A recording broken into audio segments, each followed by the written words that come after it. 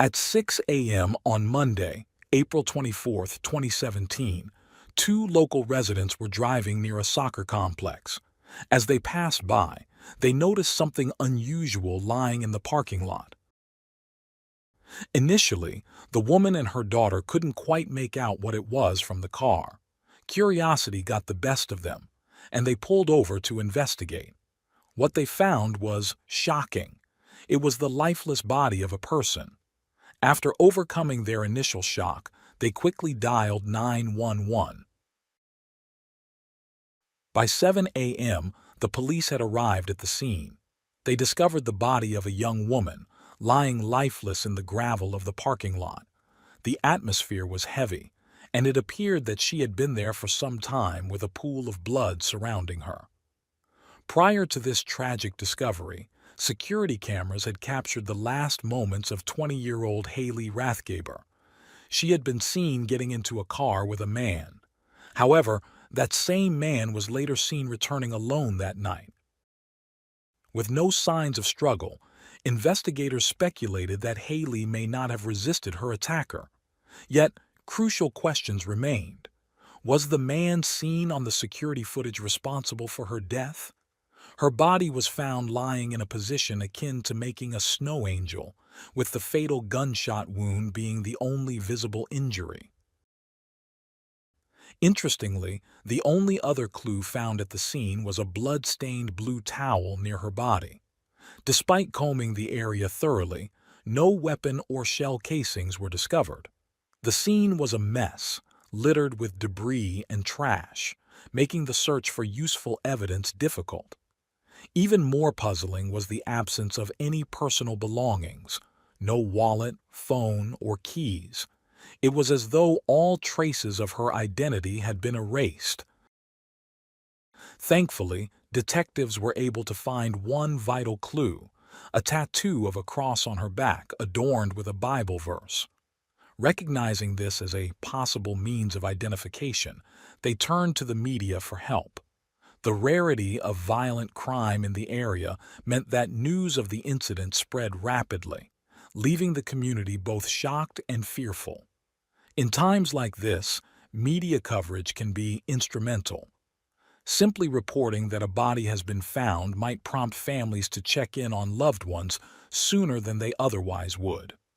One such concerned resident was Heather Collins, who lived in Evansville, Indiana, just 15 miles from where the body had been discovered. The authorities were treating the death as suspicious, sparking a full investigation. With the victim believed to be between 19 and 20 years old, Heather's concerns for her daughters grew. Fortunately, her younger daughters were found safe and sound, but her eldest daughter, Haley, was nowhere to be found. Haley's failure to answer calls and texts was entirely out of character, heightening the family's worry. Haley was known for being prompt in her responses, and the silence was alarming. Frantic, Heather and her other daughters began reaching out to Haley's friends, hoping to get any clue about her whereabouts. Their anxiety skyrocketed when they learned that Haley had missed an important exam at her university. As a dedicated nursing student in her second year, skipping class was something she would never do. Desperate for answers, Heather contacted a close friend and co-worker of Haley's, asking if she had any news. She also requested her to check on her on Haley's apartment. When she arrived, she noticed Haley's car parked outside, but the apartment door was unlocked. Despite this, there was no sign of Haley inside. Growing more anxious by the minute, Heather reached out to a detective friend from the police department, explaining the situation and seeking help. Shortly after, she was asked to provide photos of Haley's tattoos. Tragically, the worst fears came true. Detectives confirmed that the body found near the soccer complex was indeed Haley, using her tattoos to identify her.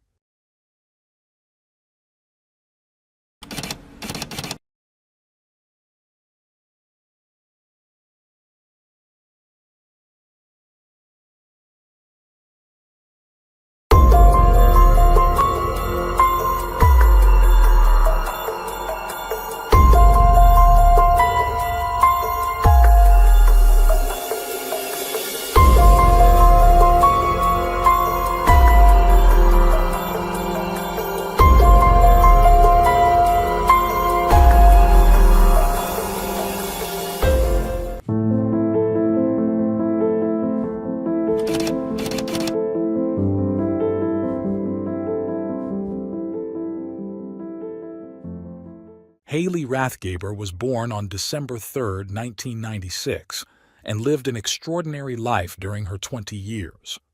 Known for her maturity and natural caregiving instincts, she took on a maternal role among her friends. One friend recalled how she stood out not only because of her height, but also for her caring nature. It was no surprise when she chose a career in nursing at the University of Southern Indiana, aligning with her desire to help others. Haley was also incredibly self-sufficient. In high school, she worked at Donut Bank in Newburgh, and during college, she took a job at Texas Roadhouse, a local restaurant, to support herself financially. But work was more than just an income source. It was where she built a close-knit group of friends, many of whom she had known since high school. This tight group, known as the Radies, spent a lot of time together celebrating birthdays and creating cherished memories. However, it was possible that someone from Haley's trusted circle might have harmed her. For her family, there was one person in particular who raised concerns. Haley's mother revealed to detectives that her daughter had recently been in a tense situation with one of her friends, a revelation that surprised investigators. Haley was the godmother to 10-month-old Jackson, the son of her longtime friend Jordan Hughes. Haley adored being a godmother, relishing the opportunity to spend time with a baby without having to raise one herself. With Jackson's father out of the picture and Jordan working hard to support her family, the baby was often cared for by Jordan's boyfriend. He took on the role of father figure and was also a friend of Haley's and other members of their group. However, just days before Haley's murder, on April 10, 2017, a tragic accident occurred. While Jordan's boyfriend had Jackson in a car seat, he reportedly tripped over a diaper bag, causing the baby to fall down the stairs at their apartment. Jackson was rushed to the hospital and was in critical condition. Upon hearing the news, Haley and her friends hurried to the hospital to support Jordan. They brought her food and comforted her during the difficult time. Later, they returned to Haley's home to grab clean clothes, but something unusual caught their attention. As soon as they entered, they noticed the diaper bag sitting beside the couch, contradicting Jordan's boyfriend's claim that it had caused him to trip and fall down the stairs. This discovery led the group to suspect that the man might have been hiding something. While many still embraced him, they couldn't shake their growing distrust, particularly because of his bad reputation in town and previous run-ins with the law. The tragic incident with Jackson only intensified their suspicions. Sadly, Jackson did not survive the fall, passing away after 2 days in intensive care. During police questioning, Jordan's boyfriend's inconsistent version of events raised further doubts, especially since Jackson's injuries didn't align with the type of fall that he had described. Haley was torn about what to do. She debated whether to share her suspicions with the police. She had even mentioned to friends that if the police wanted to talk to her, she would be willing. In fact, the police had spoken to her just days before her murder. If she had revealed or was about to reveal something that could implicate Jordan's boyfriend, it would have provided a strong motive for him to harm her. There were additional circumstances that heightened suspicion surrounding him. When detectives interviewed Haley's co-workers at the restaurant, they learned that on Sunday, April 23, 2017, after finishing her shift, Haley had been invited out for drinks with friends but declined. Instead, she planned to go to the library with a friend. However, those plans changed when she decided to visit Jordan to pick up her wallet. At the time, Jordan was at his boyfriend's brother's house. This location became the last known place where Haley was before her body was found. These events triggered alarm bells for both Haley's mother and the detectives. With such serious charges looming over Jordan's boyfriend, whose name was Thaddeus Rice, he had both the motive and the opportunity to commit the crime. Adding to the suspicion, the day after Haley's tragic death, her mother received a Snapchat video showing Rice brandishing a firearm. The disturbing footage intensified concerns about his potential involvement. Social media also buzzed with rumors implicating Rice in Haley's murder. With all these incriminating pieces falling into place, investigators were closing in on Thaddeus Rice and knew it was time to question him. However, when interrogated, Rice invoked his right to remain silent and requested legal representation, deepening suspicions about his involvement. His refusal to cooperate only made the detectives more wary. Jordan provided an alibi for Rice, stating that both of them had spent the night at Rice's brother's house, but the detectives weren't convinced they were any closer to making an arrest. With little physical evidence to go on, Haley's family was left grieving as they began the painful process of preparing for her funeral. Heather couldn't shake the anxiety that the person who killed her daughter might even show up at the candlelight vigil being held in her honor. However, the vigil also gave investigators a chance to observe everyone in attendance, hoping to catch any suspicious behavior. Despite these efforts, the case seemed to be stalling. Then, a call came in from one of Haley's closest friends, another member of the Radies. He recounted his activities from the night of April 23rd, explaining that after work, he spent time with another coworker. Later, he received a text from Haley, asking him to come by her apartment. After a brief visit, Haley asked him to drop her off at Newburgh Docks, a local landmark just a few miles from the soccer field where her body was later found. Concerned but not wanting to pry, he obliged and left without questioning her further. He tried to reach her by text that night but received no response. This information gave detectives a clearer timeline of Haley's movements the night of her murder. They turned their focus to another friend, Jack, who lived near the Newburgh Docks. Jack added that Haley had planned to meet someone that evening. Despite searching Jack's home, investigators found no evidence linking him to the crime. Surveillance footage from a nearby Walmart also corroborated both men's alibi, leaving detectives without sufficient evidence to move forward.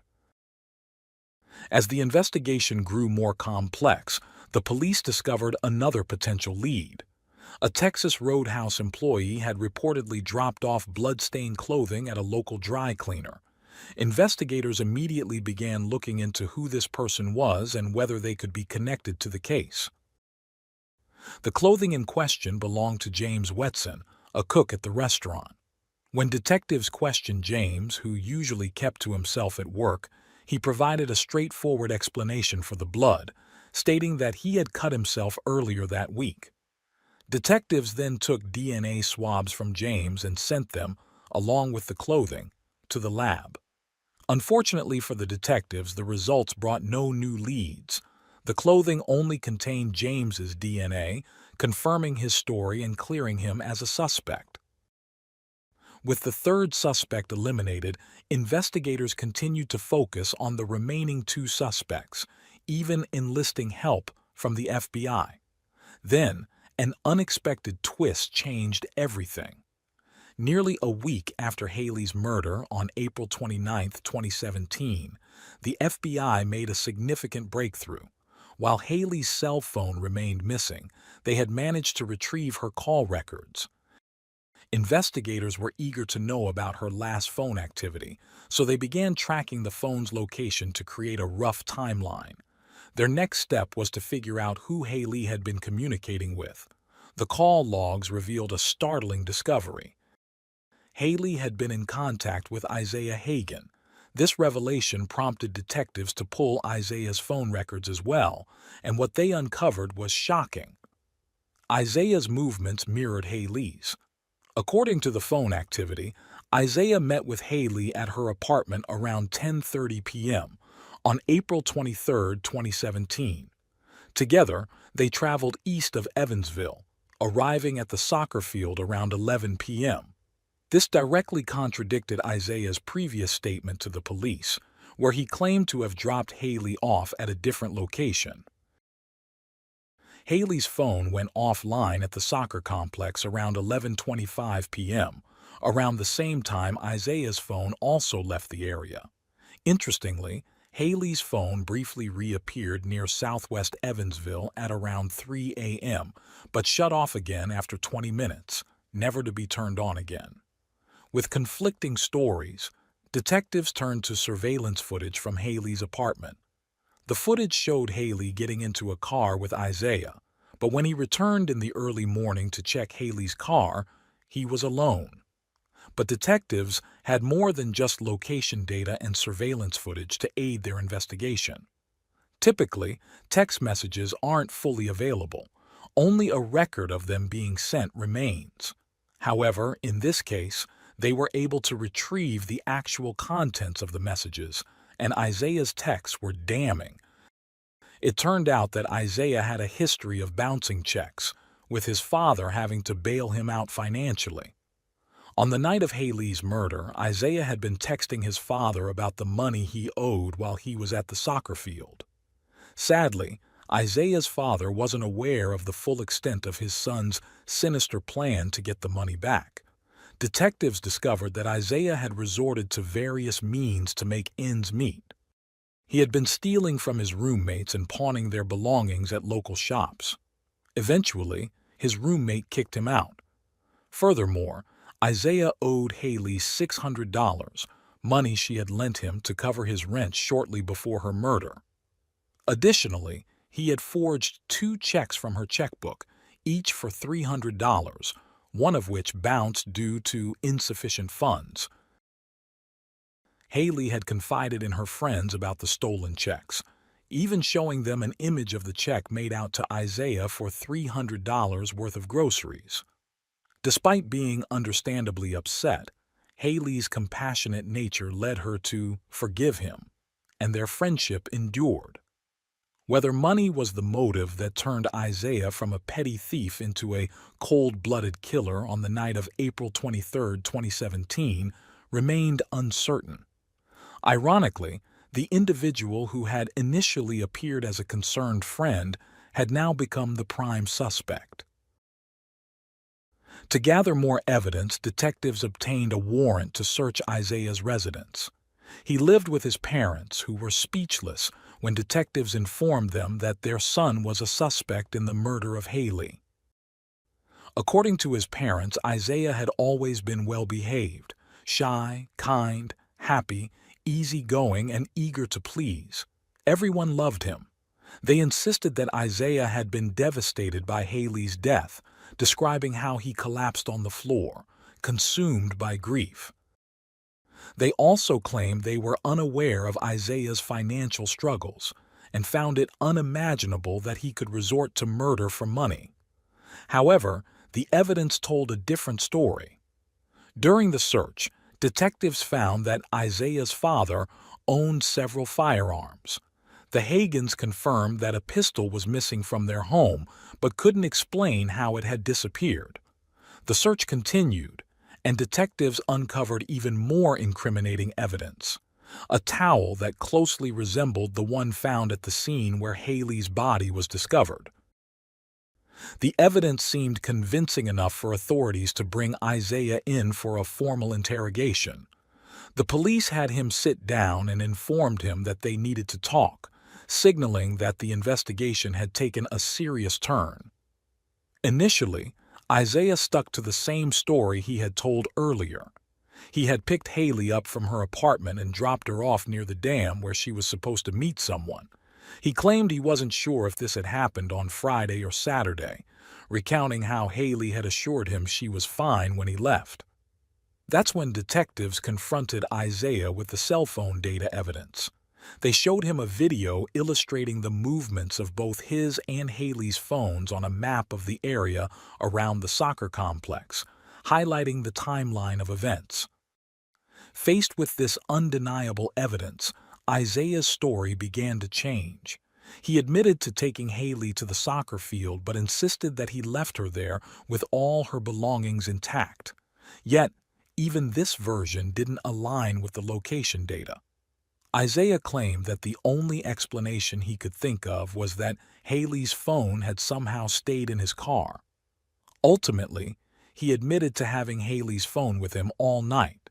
He said he threw it out of his car window the following morning because he feared getting into trouble if anyone found it on him. He explained that this was why he had kept quiet earlier, apologizing and stating that he omitted the information out of fear. When asked why he was in Haley's car in the early hours of April 24th, he explained that Haley had given him cash and asked him to sell some concert tickets she had. She had also handed over her keys, including those for her car and apartment, so he could retrieve the tickets. Following her instructions, Isaiah said he went to Haley's apartment, searched her car for the tickets, and then entered her apartment, where he found them. He then specified the area where he had discarded the phone. Still, he did not confess to killing Haley, maintaining that he would never hurt her. But detectives weren't swayed by his denials, convinced they had the right man. With the evidence against Isaiah mounting, he was charged with murder, robbery, and obstruction of justice. As Isaiah became the primary suspect, the other two suspects were exonerated. Soon, he was behind bars, awaiting trial. After a mistrial in the first case, Isaiah's second trial began on May 30, 2018. The prosecutor acknowledged that the case relied heavily on circumstantial evidence, but he pointed to Isaiah's lies, evident in the interrogation tapes, as damning proof of his guilt. While defense attorney conceded that Isaiah had lied about certain details, he took a different approach. He emphasized that Isaiah never confessed to the murder and that no physical evidence linked him to the crime. He even suggested an alternative suspect, arguing that the authorities should have focused more on Rice, who had since been charged with the murder of baby Jackson. The defense also noted that phone data placed Isaiah miles away from the soccer field when Haley's phone became active around 3 a.m., showing that he couldn't have been near the same cell tower as Haley. Despite this, the prosecution offered another theory. When a phone is turned back on, it reconnects to the last cell tower it was connected to before being powered off. This, they suggested, explained why it seemed like Haley's phone had been moving. Although this was just a theory, detectives remained convinced that no one else was involved besides Isaiah Hagen. Then, a key development emerged during the trial. The prosecution called Isaiah's mother to the stand, and she made a shocking revelation. She testified that while Isaiah was in custody, he had confessed to her that he killed Haley accidentally and didn't mean to murder her. The prosecutor expressed strong confidence in her testimony, asserting that he had never had more faith in someone's words than in those of a mother willing to testify against her own son. This unexpected testimony gave the prosecution a significant advantage. However, the defense wasn't ready to concede, arguing that Isaiah's mother's testimony couldn't be trusted due to her personal motivations. During cross-examination, she admitted that she believed the jury wouldn't convict Isaiah of murder if they heard him say it was an accident. The prosecution countered this by questioning whether she, as a corrections officer, would resort to such tactics to protect her son. After hearing all the evidence, the jury delivered their verdict on June 25, 2018, finding Isaiah guilty.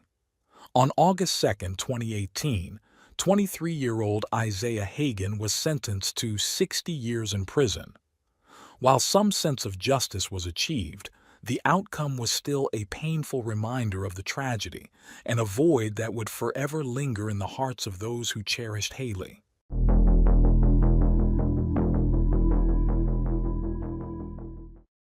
Thanks for tuning in to Unreal True Crime. If you're intrigued by mysteries from around the world, check out our new channel, Latin Crimes, where we dive into the gripping true crime stories of Latin America. Don't miss out. Subscribe now for more thrilling investigations.